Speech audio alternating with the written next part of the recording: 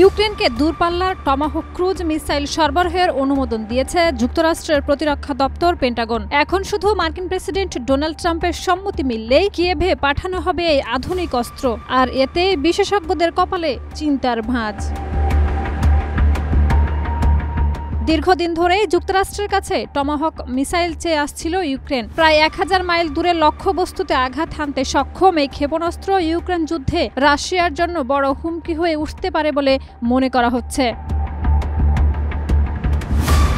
পেন্টাগনের মূল্যায়নে বলা হয়েছে, ইউক্রেনকে অস্ত্র সরবরাহ করলে যুক্তরাষ্ট্রের নিজস্ব ভাণ্ডারে ঘাটতি পড়বে না। তাই হোয়াইট হাউস সবুজ সংকেত দিলেও চূড়ান্ত সিদ্ধান্ত এখনও প্রেসিডেন্ট ট্রাম্পের হাতে।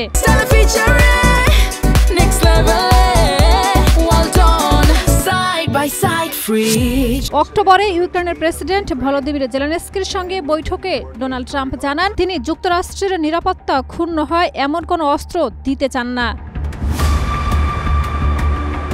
ভলোদিমির জেলেনস্কি রাশিয়ার ভেতরে তেল ও জ্বালানি স্থাপনায় হামলার সক্ষমতা বাড়াতে যুক্তরাষ্ট্রের সহায়তা চাইছেন। দোনেৎস্কে রুশ হামলা বেড়েছে, পেক্রোভস্ক শহর দখলের চেষ্টা চলছে। ওই এলাকায় প্রায় 1,70,000 রুশ সেনা অবস্থান করছে।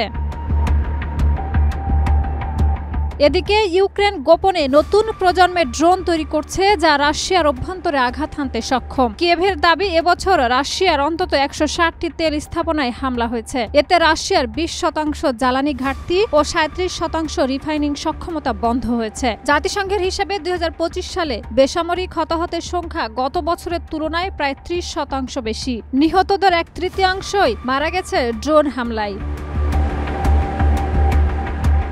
শাহিদা রুবি, মাইক।